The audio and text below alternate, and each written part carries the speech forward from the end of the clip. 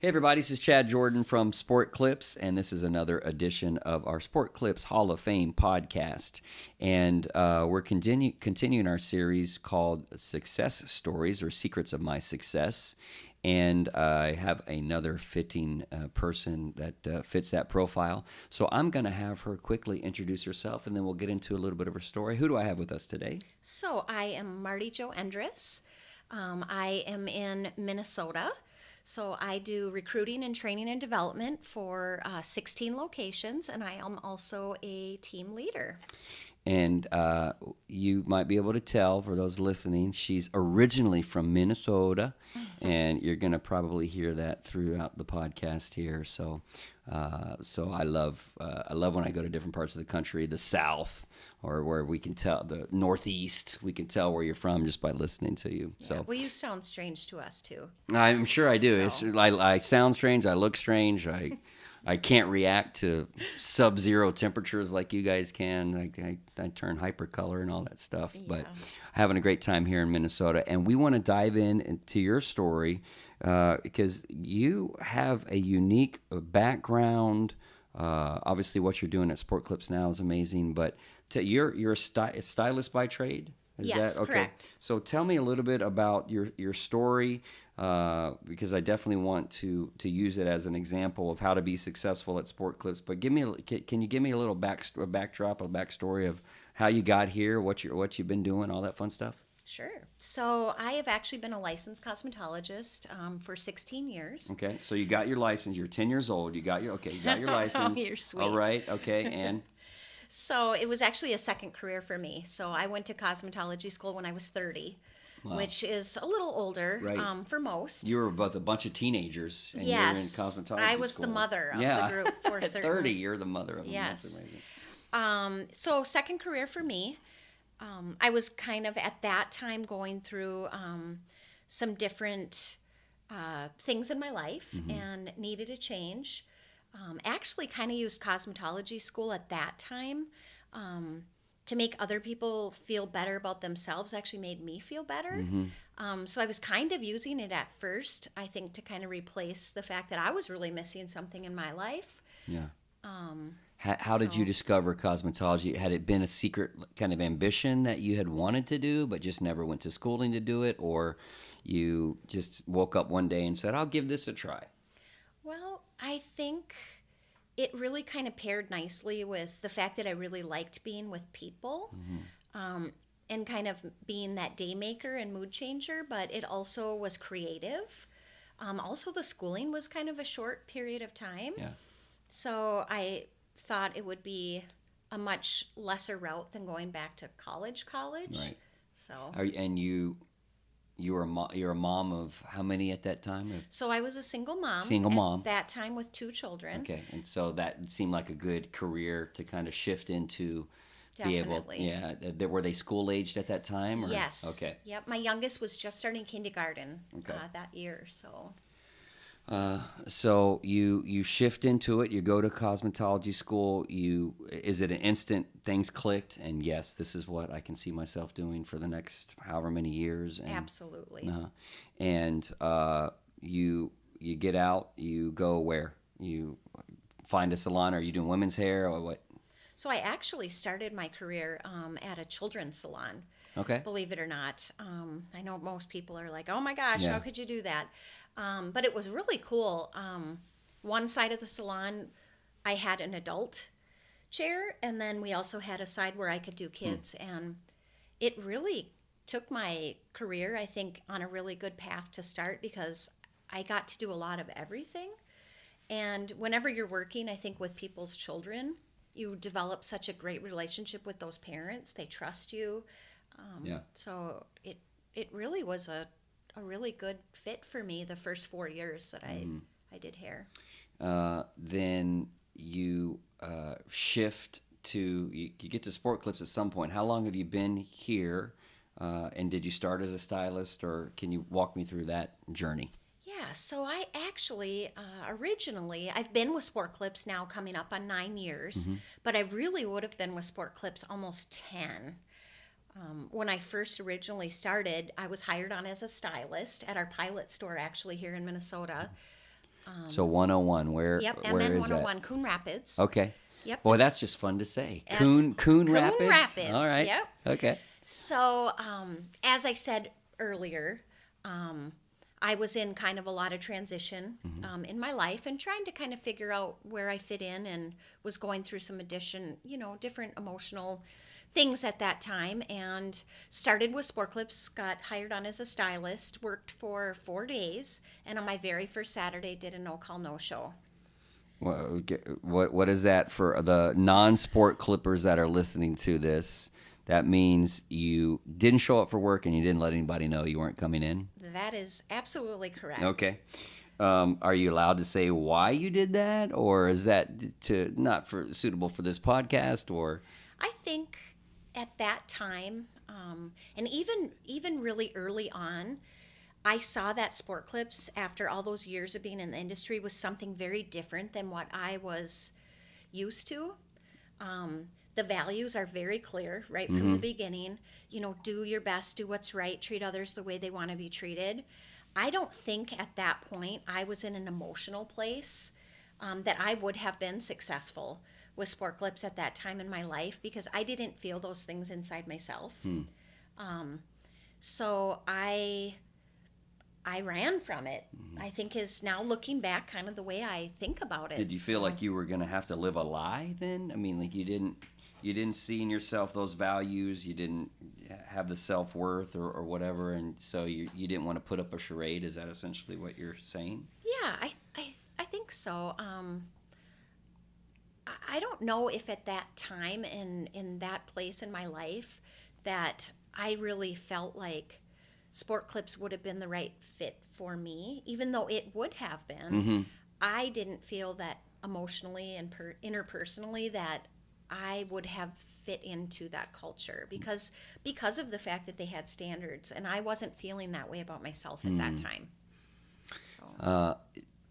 And after that no call, no show, what do you quit right away, or what happens? So I literally left all of my cutting tools there. I left my license there. I just never went back. Kind of one of the things, unfortunately, growing up the way I did grow up in foster care. So I didn't have a relationship with my parents from age 12 until I was 22. And then even after that, it was kind of strained. Yeah. So that whole fight or flight thing, I never really quite got the fight part yet. It was more the flight part. Yeah. So I was ashamed and didn't want to go back to even pick my stuff up because I felt guilty. And life kind of took me for a turn over the next year. And literally one day out of the blue, I was leaving a styling job that I really did not like. And I got a phone call out of the blue from Bob Chalberg, my franchise owner and partner in crime now. Yeah. But he's a team leader of 101. Correct. And 101. Yep. That you had no called, no showed for. Right. Had you spoken to him since that Saturday? No. Okay. And you didn't even speak to him that Saturday because you No. didn't call in. No. So, all right. So when that shows up on caller ID or however you knew it was him, what starts going through your mind? Well, I didn't even know who it was, to be honest with you. And he said, "Hey, this is Bob Chalberg with, Sport Clips Haircuts. And I know I only met you, a brief time, but I really felt there was something special about you. And I'm just kind of wondering where you're at in life and would like to see if you want to meet for coffee." And I really felt like, because my life was in such a better place now at this point, that God was giving me an opportunity. Everything else kind of had fallen into place. I had met my boyfriend at the time, which is now my husband, and this was like one of the pieces that was kind of missing. So it felt good. And the cup of coffee was he re-interviewing you, or was he was just checking in? What was that conversation like? It was like two friends talking. It was I didn't go into deep details about kind of the struggles that I'd been having at that time in my life. But I shared enough to let him know that I was sorry for what happened. And it was totally my doing, but that I was in a much better place in my life. And he just did such a good job of reiterating kind of the core values of the company too. It wasn't in a shameful way, like, I can't believe you did that, or whatnot. He really was putting it more on me, like, this is what we have to offer. Are you ready for it? Kind of thing. Did it feel like, I mean, it had been a year or almost Little a year? over a year. Okay, been over a year. Did it ever feel like, well, man, he must be desperate for stylists if he's going through his Rolodex, calling people that didn't even show up, and or did it feel like there was something genuine and he really was just checking in on your best interests? Well, it felt really genuine. Now that I do full-time recruiting, I'm kind of like, I see, I see. But also just to have somebody acknowledge that they saw something in you that you didn't even see in themselves was a really huge step for me. And so you guys have that conversation, then what happens? So he offered me a stylist position back in Coon Rapids with the understanding that I would go in and, of course, talk with the store manager who I had left high and dry. Okay, so it was the same manager. So I did. And I went in by myself. I didn't have Bob on my side, and I really apologized and said, I know I don't deserve a second chance, but I would like one. And, this is why. And Kelly, the manager at that time, which is literally still with us at our pilot store, almost 12 years, just an amazing person. And she's like, I don't trust you. All right. But I'm willing to give you a chance. I love that. Yeah. Well, I thought that was cool. And this for the parents out there, something I tell my kids all the time is forgiveness doesn't equal trust. You do have to forgive, but trust, you don't have to just blanket that statement back. That can be earned over time. And so she forgives you, hires you back, but now you got to show up. You got to call on days that you're not going to come in. How does that trust? How long do you feel like that trust process took to really work itself back? Oh gosh, it was quick. I'm a super hard worker. She could see that right from the beginning. I picked up on the 5-point play really quick. She saw I was committed. I have obviously a great personality. Oh, of course, yes, duh. So I was building great relationships with the clients as well. My numbers were great. Even that first year, I won multiple awards for take home per client and paid back bar and those types of things that are regional. And are you now believing the Sport Clips values about yourself? Is that the big change that's happened in your life over that year plus? Oh, yeah. I had been with Sport Clips at the Coon Rapids store for about 4 months. And Bob was opening up a store in Highland Park, St. Paul, MN 112, and he said, I want you to manage it. I want you to hire the people. I want you to manage it. Were you assistant manager at No. 101 or anything? No, key holder or nothing. anything? Okay. Well, key holder, okay, all right. But you hadn't been through any management training yet or proving yourself other than those 4 months of working your tail off. Okay. Yeah. So can you describe when was that a phone call? Did he stop in person? And what are you thinking when you hear this offer?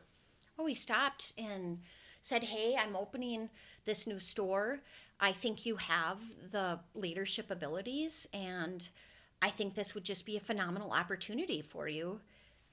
And I'm like, wow. Well, needless to say, at that time, that was a 45-minute drive, 50-minute drive each way for me. Wow.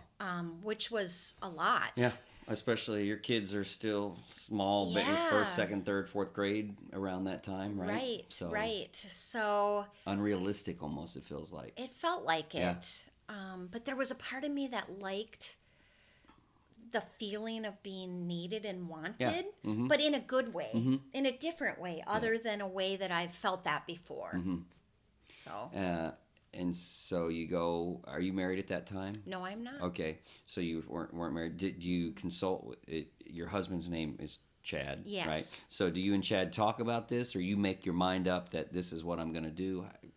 We did talk about it. Uh-huh. We'd been dating about a year and a half, Mm-hmm. and we both saw that it was a good opportunity for me. So you take the job. Mm-hmm. You're now commuting 45 minutes each way. Each way. I was going to say 5 days a week, but that's probably unrealistic, right? Very Yeah, unrealistic. okay. Yeah. So, 8 days a week, Beatles song. And what is that experience as you begin to manage your first ever location? Oh, it was so exciting. Just being able to build my own team. Mm-hmm. Oh, because you got, it was a GO, right? I mean, grand Yeah, opening. You got, okay. yep. So you got to go hire everybody, interview everyone. Yeah, and I'm just a small town girl, right? Mm-hmm. So I grew up in Brainerd, Minnesota, which is 2 hours north, and I live in the North Metro. So I'm driving down to St. Paul, which is not like spectacular, but it's a city, right, compared to what I was used to. So I'm like, I'm living in the big city right. kind of thing, and City slicker. Uh-huh. yeah, city slicker, and it was exciting. It's amazing how feeling passionate about something and really loving what you do can get you through those really exhausting times. Because I will say it was exhausting opening a new store in a new location. You are the face of that place. So I worked a lot. I mean, I did, and I'm proud of it. It's not that I'm saying, it took this or that, but at it what was a point? So now you were a stylist who walked away, got called back a year later, became a manager of a brand new location. At what point does the light bulb go off in your head and that you're beginning to think, you know what, I'd like to be I'd like to have some stores, be part of an ownership group or something. This is a concept, this is a culture that I want for the rest of my life to be involved with, essentially. Where does that, where does the light bulb switch, where's the switch go on? Yeah, so I stayed at that store for about a year. And then I managed a couple other locations, kind of helping rebuild the culture. And I did that for a couple years. And then I actually worked as a certified area coach in our market for 3 years. So when I came on as a coach, I was the only coach in our market for Minnesota and North Dakota. So I went to... So you literally went everywhere. I mean, I did. Minnesota's not a small state. I opened 23 brand new Sport Clip stores in our market as a coach. In 3 years? Is that what it was? Yep. Wow. And hired and trained 2 additional coaches. So it was really fun and very busy. And what I loved is that I could see not just the bigger picture as far as the culture and this and that, but I was involved in something like so outside myself of the mentorship with not just new team members, but new franchise owners that are literally investing their retirement accounts and still working another job. And, I'm kind of the go-between of helping that be successful for them. It was really, really cool. And are you recognizing in all your interactions with team members across now 23 or how many stores that you're helping open, maybe some of the traits that were in you as a younger stylist, and you're identifying, I can speak into his or her life in this way, and can you tell me about the impact that it had now that you had been on the other side, and now that you're doing the coaching thing that made? Yeah, I think. For a long time, you don't necessarily look at things necessarily as an opportunity or why something is placed in your life. But I really knew that what I was doing for Sport Clips and mentoring these new team members was something I was being called to do. It's part of like you're feeling this destiny pulling you in really this direction. was, yep. Yeah. And not just as a hairstylist. Yeah. I mean, really mentoring people interpersonally and helping them emotionally and showing them, first of all, you know what, you're not alone. I've been there. I've felt that way too. It's powerful, and it still is. And so. So now you style. You were a stylist, manager, coach. And what's the next transition?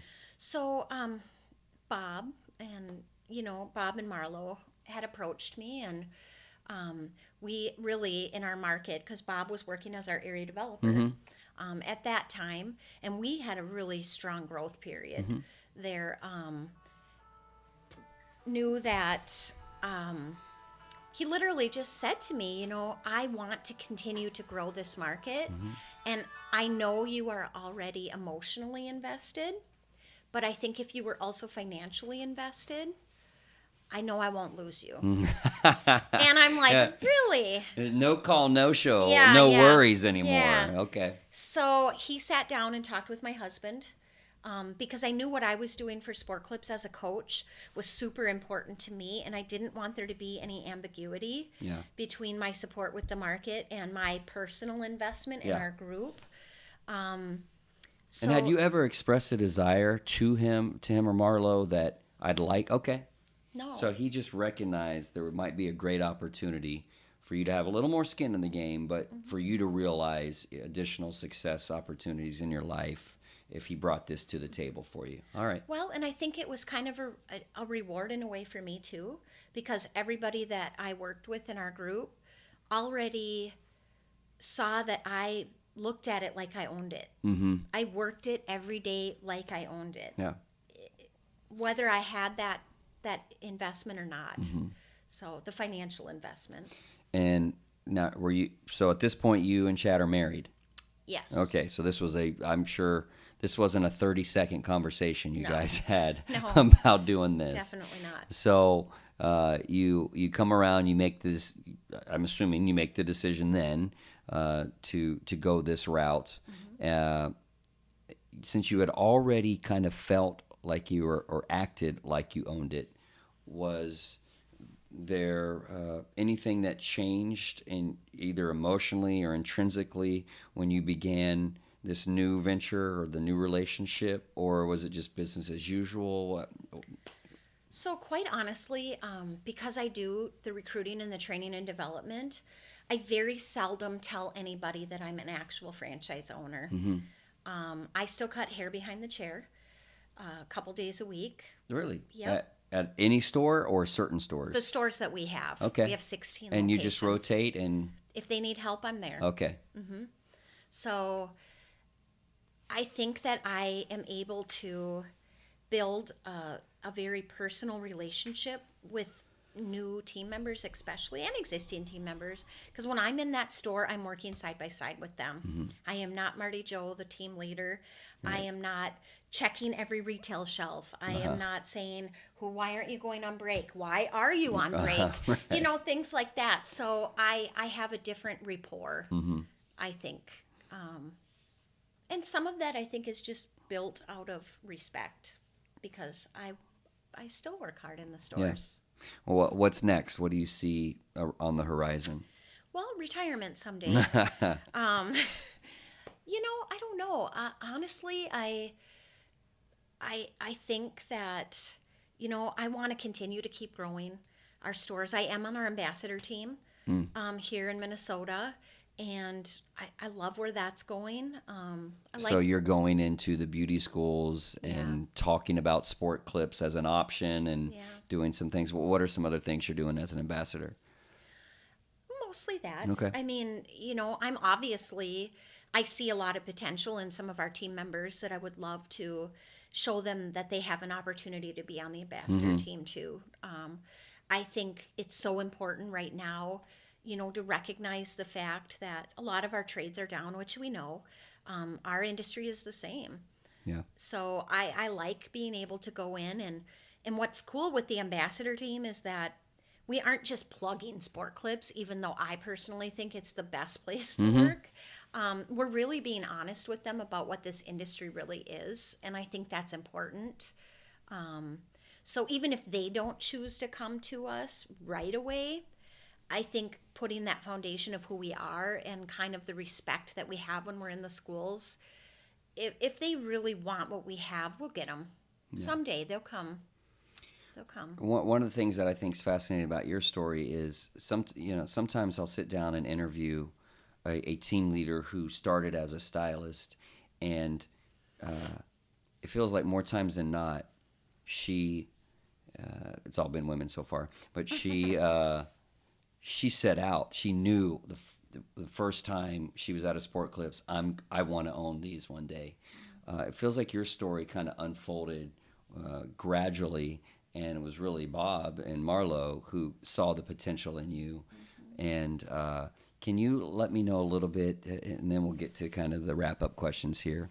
But can you describe the impact that it sounds like a family dynamic relationship that you really have with them and a lot of the team members here. But can you help those maybe that are outside of Sport Clips looking in?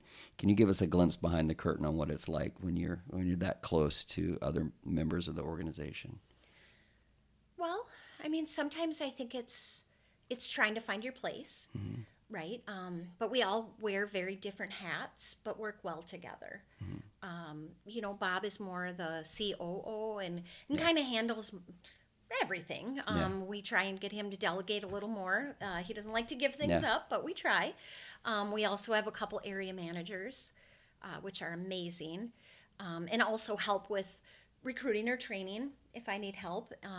Marlo is very involved as well with marketing, advertising, Listen 360. So we also have a human resource person, we kind of all know what we're doing, but really know to get to where we want to be, we couldn't do it without each other. Right. Yeah. So that's sweet.